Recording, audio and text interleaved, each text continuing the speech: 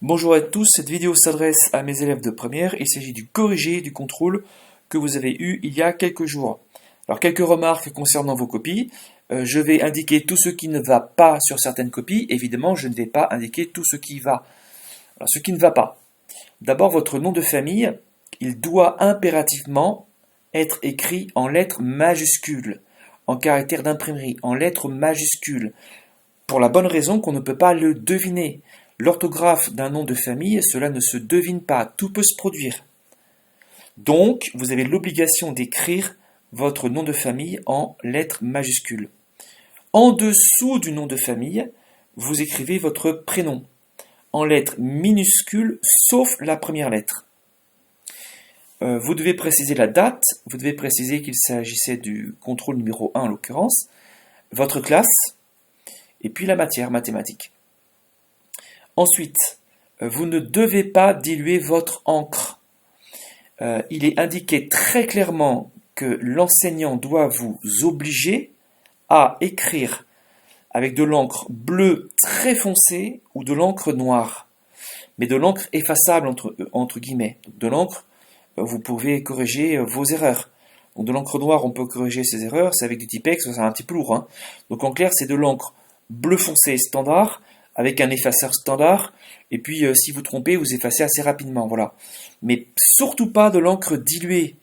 Voilà, donc cette remarque s'adresse à certains d'entre vous, c'est extrêmement pénible, et ça, avec une perte de temps conséquente, ça double ou triple la durée de correction lorsqu'on doit déchiffrer une copie, parce que c'est de l'encre diluée, ou parce que la cartouche était en bout de course, et donc le flux d'encre ne se fait plus, et donc c'est quasiment blanc, c'est quasiment transparent quand vous écrivez. Ça, c'est pas possible. Vous êtes en première, ce genre d'incident ne doit pas se produire. Vous devez anticiper. Donc je compte sur vous tous, pour les contrôles à venir. Dernière remarque encore que je m'étais promis de vous faire, c'est l'écriture des chiffres. Alors, en mathématiques, les chiffres, c'est comme les atomes des physiciens. C'est-à-dire que si on n'arrive pas à savoir de quel atome tu parles, eh ben on est mal barré pour comprendre la formule de chimie.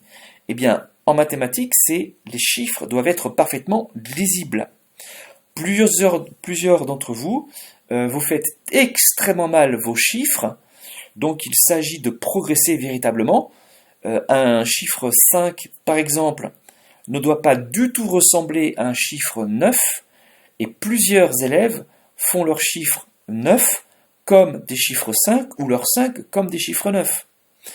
Donc c'est uniquement parce que je sais ce que je suis censé lire en tant que bonne réponse que j'arrive à déchiffrer s'il s'agit d'un 5 ou d'un 9, ce qui est quand même un petit peu délirant. Ce que je dis pour ces deux chiffres-là, je peux le dire aussi pour le chiffre 1 qui a des boucles dans tous les sens. Regardez comment il faut faire vos recherches. Le chiffre 1, il est composé de deux segments, un petit segment à 45 degrés par rapport à la verticale, et un segment vertical, et c'est tout. Il n'y a pas de boucle, il n'y a pas de base, il n'y a pas un segment horizontal à la base. Ça n'existe pas. Donc respectez l'écriture rigoureuse, stricte et lisible des chiffres, sinon on n'arrive pas à lire ce que vous écrivez, ce qui est quand même assez fâcheux. Alors je suis quelqu'un de très patient, vous êtes mes élèves, donc je suis extrêmement patient avec vous, mais le jour du bac, peut-être que le correcteur il sera un petit peu moins patient que moi. Donc je vous demande de faire un effort tous. Cette remarque ne concerne qu'une dizaine d'élèves, mais bon, ça fait quand même beaucoup quand même. Voilà. Donc progressez. Venons-en au corrigé à proprement parler. Alors la première chose à faire, c'est de jeter un coup d'œil sur l'ensemble des exercices. Voilà, bon, je suis en vitesse grand V là, mais vous prenez votre temps. Lisez le nombre de points attribués à chaque exercice, 5. Donc, le quart de la note, un petit peu plus que le quart de la note, et le dernier exercice, un petit peu moins que le quart de la note. Donc ce qui va vous donner une idée du temps que vous allez passer sur chaque exercice. Donc vous attribuez à un exercice un temps pour l'effectuer proportionnel au nombre de points qui est censé rapporter l'exercice si on fait tout juste. Si un exercice vous déplaît fortement, traitez-le plutôt en dernier. Voilà. Mais normalement, Bon, les exercices sont écrits le jour du bac, c'est relativement progressif si vous voulez. Bon, donc normalement on les fait dans l'ordre, hein, voilà. Alors, exercice numéro 1, on va lire le texte ensemble. Déterminer les racines réelles éventuelles de 5x carré moins 4x moins 1.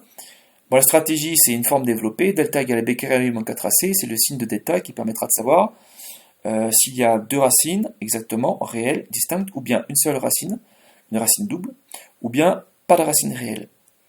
Question numéro 2, en rappelant clairement, vous avez vu qu'en lisant, je m'oblige à me questionner déjà très rapidement sur comment je vais faire. En rappelant clairement la règle de cours utilisée, dresser le tableau de signes de l'expression en question. Bon, on aura à calculer ça ou ces racines éventuelles. On appliquera la règle des signes pour le second degré, donc ça se fait sans difficulté. Question numéro 3, résoudre dans R l'inéquation 5x carré inférieur ou égal à 4x plus 1. Manifestement, c'est une question 3, c'est pas un autre exercice. Donc je pense que la question 3 est liée aux questions précédentes. Alors, il suffira simplement de basculer tout ça à gauche pour recréer l'expression 5x carré moins 4x moins 1. Relation d'ordre 0. Et donc le tableau de signes obtenu à la question 2 vous sera utile. Lisons rapidement. Alors on va essayer. Les enfants, ça a été un petit peu compliqué. Voilà. Lisons. Je vais diminuer peut-être pour que ça. Ce sont les aléas du direct. Je suis désolé. Hein. C'est vraiment une vidéo vivante. Hein.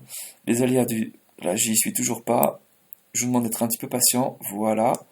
Pour avoir la barre de basculement horizontale. Directement accessible. Voilà. Exercice numéro 1. Racine de 5x carré moins 4x moins 1. Une rédaction habituelle est de la forme x carré plus c avec a égale 5, b égale moins 4, c égale moins 1. Calculons son discriminant. Certains élèves m'ont dit déterminant, mais c'est pas de déterminant. Je vous rappelle que le delta, c'est une mesure discriminatoire en quelque sorte, c'est pour ça qu'on peut se rappeler de son nom. C'est comme cela que l'on peut se rappeler de son nom.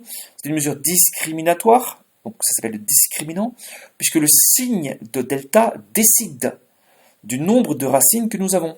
Donc discriminant, pas déterminant. Delta égale b carré moins 4ac. J'ai deux élèves qui sont trompés sur la formule du delta. Bon, c'est quand même assez embêtant. Si le delta il est faux, tout va être faux après. Hein. Donc apprenez les formules du cours. B carré moins 4ac, on fait vivre, on obtient 36.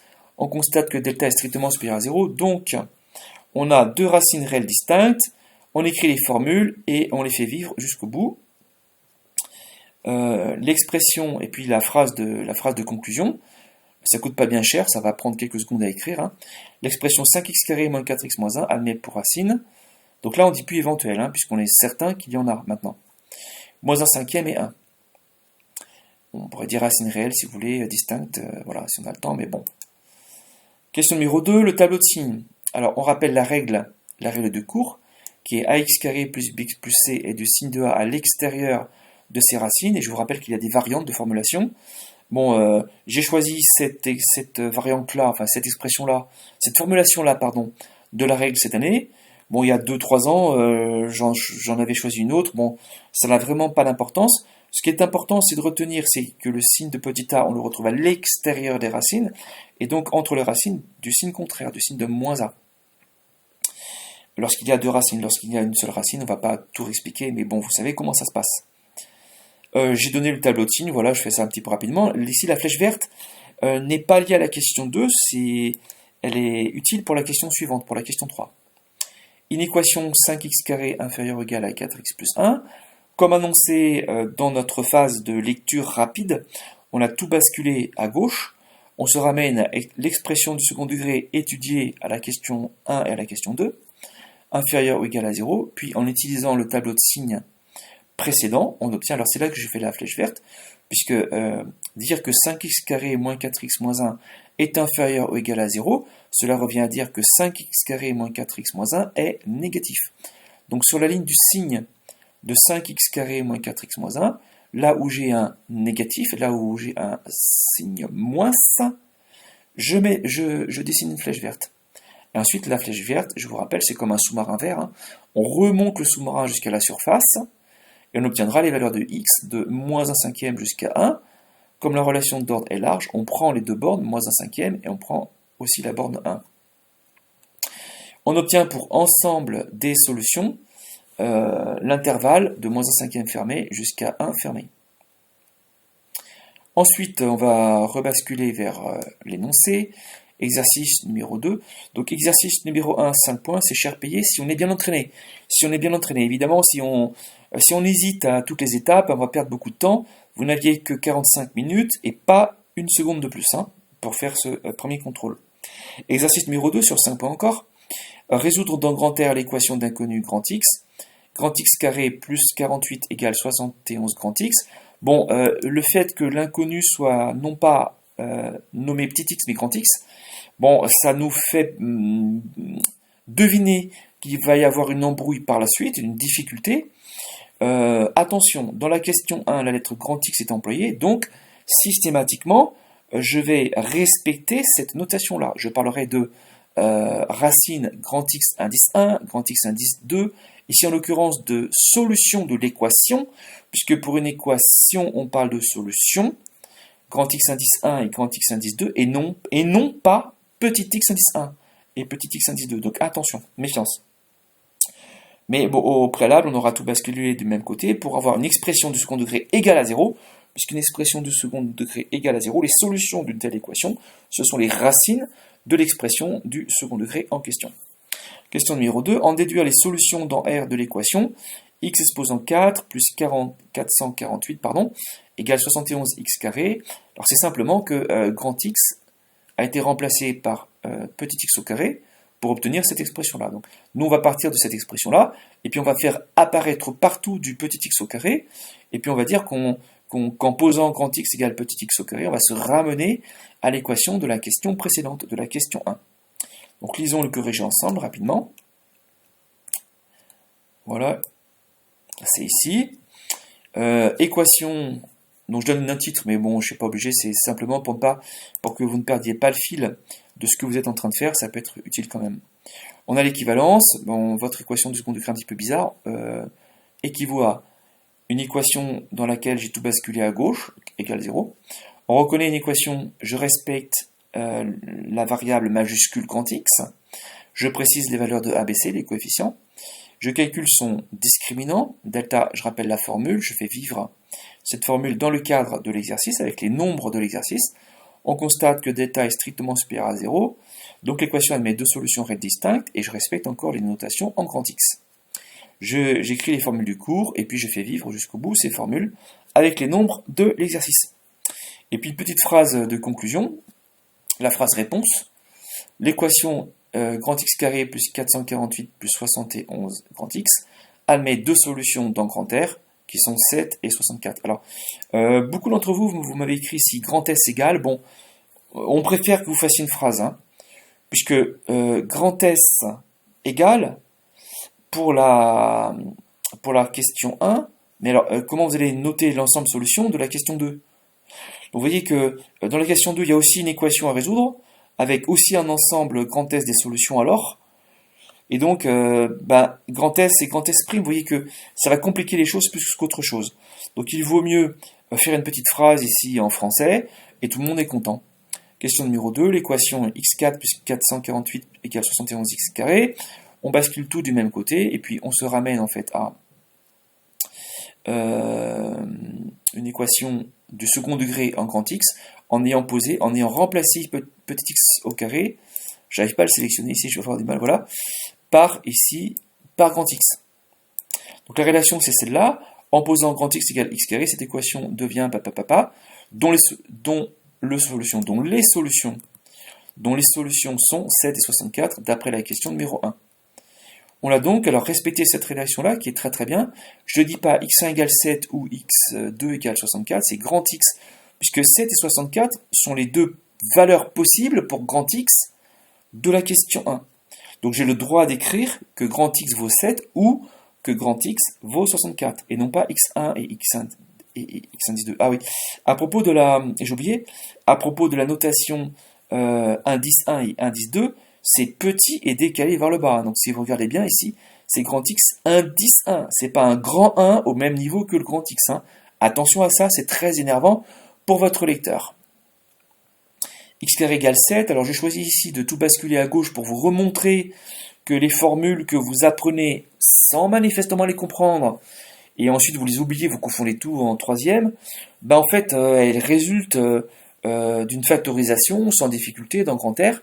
Lorsque on a x carré égale un nombre strictement positif, je vais avoir une factorisation standard, j'ai x carré moins un nombre élevé au carré, qui va être égal justement ici à 7. Et puis ça se factorise ensuite a plus b facteur de a moins b, donc il n'y a pas de tour de magie. Et on va bien retenir qu'il y a deux solutions. Évitez absolument, certains d'entre vous, vous m'avez ici écrit x carré égale 7 donne x égale plus ou moins racine carrée de 7. J'en veux pas. C'est x égale racine carrée de 7 ou x égale, on réécrit x, ou x égale moins racine carrée de 7. X égale racine carrée de 7 ou x égale moins racine carrée de 7. Autre chose qui va énerver votre lecteur, quand vous écrivez x carré égale 7, et ensuite x égale racine carrée de 7 ou moins racine carrée de 7. On n'en veut pas. Cette rédaction-là est inexacte, vous ne devez pas l'employer. Ça voudrait dire que l'objet x peut prendre deux valeurs. Il est multiforme, il est biforme. C'est pas possible. On n'en veut pas, il ne faut pas rédiger de cette manière-là. C'est grand x égale racine carrée de 7 ou petit x égale racine carrée de 7 ou petit x égale moins racine carrée de 7 et je réécris petit x égale, même si c'est très lourd. Donc j'ai écrit un truc qui va ressembler à ça, là, à la dernière ligne ici, là.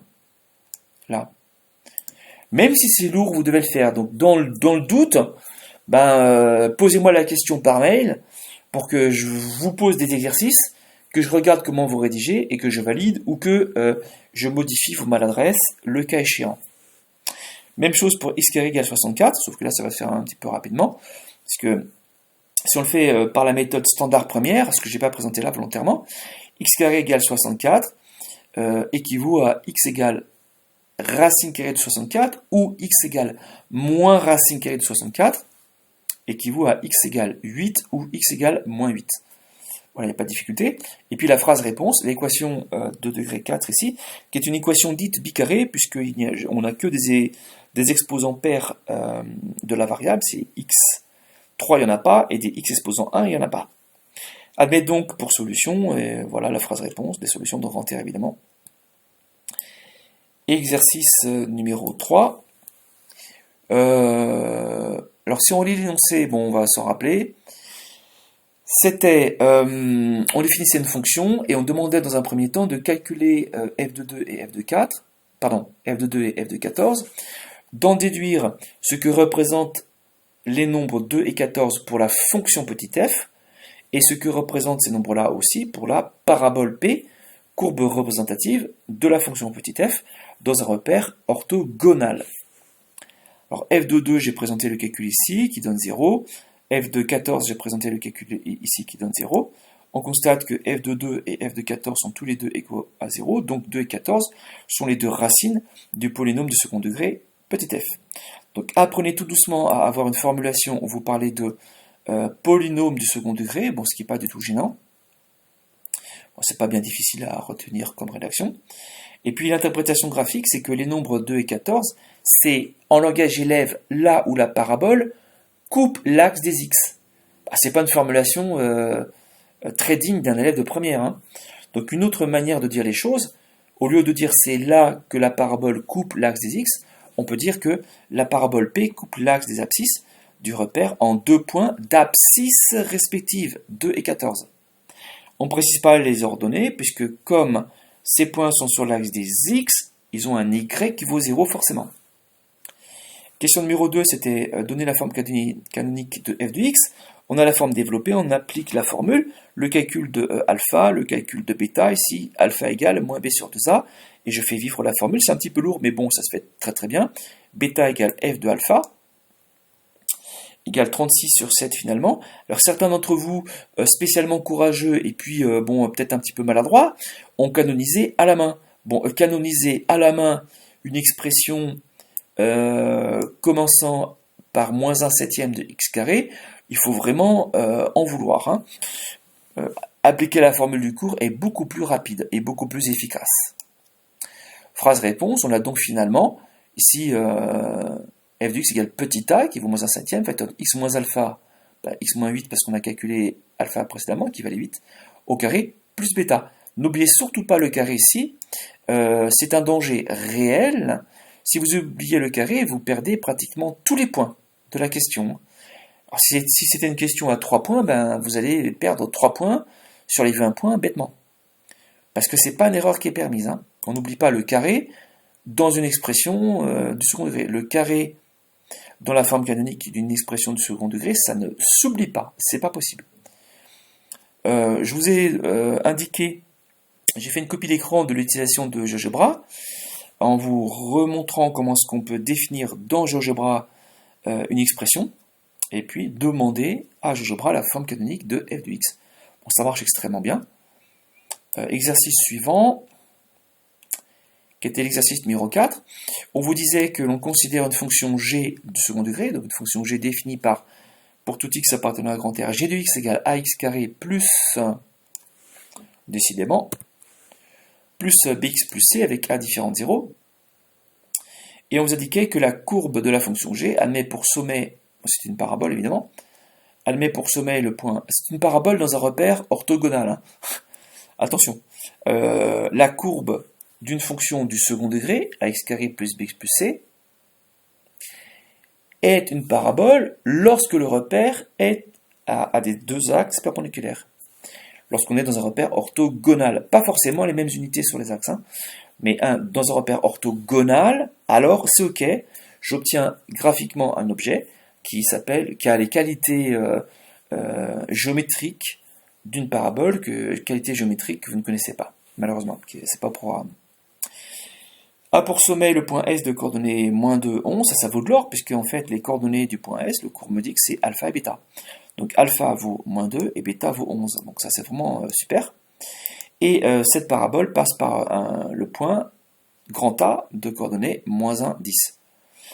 Lorsque je dispose d'un point de la courbe d'une fonction, je connais la technique, hein, c'est une technique qui résulte de la définition d'un point appartient à la courbe d'une fonction, c'est ici, petit g travaillant sur le nombre moins 1 est égal au nombre 10.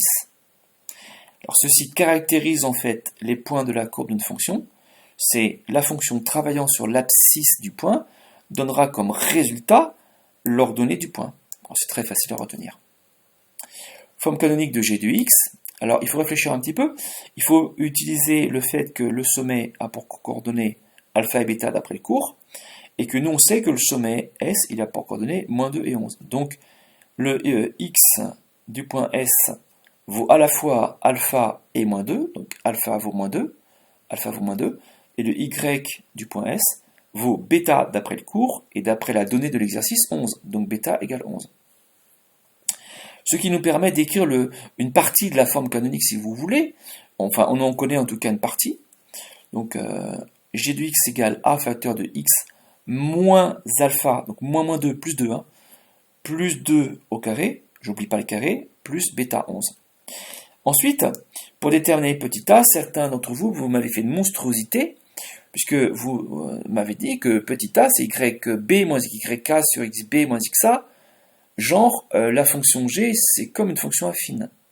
Alors, je vous rappelle que le petit a d'une fonction affine, ou le petit a d'une droite, est donné par la formule d'une droite dont l'équation réduite serait y égale ax plus b, est donnée par la formule petit a égale y du point b moins y du point grand A sur x du point grand B moins x du point grand A, lorsque l'on connaît deux points, grand A et grand B, de la courbe de la fonction affine ou de points de la droite. Mais ici, j'ai pas du tout une fonction affine, j'ai une fonction du second degré. Donc, et puis, j'ai pas une droite, j'ai une parabole. C'est une conséquence. Hein. Et donc, il n'est pas question d'appliquer une formule petit a égale yb moins yk sur xb moins xa, que certains d'entre vous avez appliqué entre deux points connus de la courbe de la fonction g, à savoir le point S et les points grand A. Alors, si même ça donnait un résultat numérique exact, on compte 0 le jour du bac. Puisqu'obtenir par un procédé faux un résultat juste en mathématiques, ça compte pour 0. Par contre, Si vous appliquiez un raisonnement juste avec une erreur numérique à la fin, eh bien ça compte des points. Ça rapporterait des points puisqu'on estime que le raisonnement, lui, est juste. Ici, le raisonnement est faux. Donc ça rapporte rien. Alors pour x est égal à moins 1, on obtient pourquoi pour x est égal à moins 1, puisque je sais que j'ai de moins 1 vaut 10, et lorsque je vois cette écriture-là, le nombre qui est à l'intérieur des parenthèses, c'est une valeur de petit x. Donc petit x vaut moins 1. Je remplace g de moins 1 en utilisant la forme canonique partiellement écrite. J'obtiens g de moins 1 égale a fois moins 1 moins alpha au carré plus bêta. Pardon, j'en étais là, voilà, ici.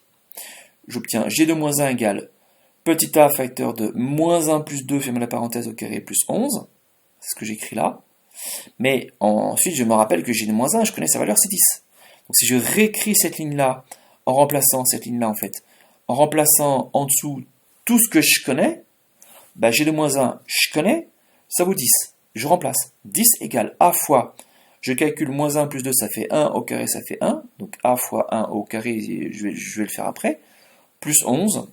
Et ensuite, on va résoudre cette équation ici, cette équation d'inconnu petit a, très très simplement, puisque 1 au carré, ça fait 1.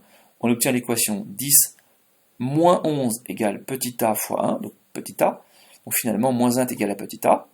On a donc finalement, pour tout x appartenant à grand R, j'ai de x égale petit a qui vaut moins 1, on le sait à partir de maintenant, moins 1 fois, donc moins 5, x plus 2 au carré plus 11, on connaissait déjà la suite, hein.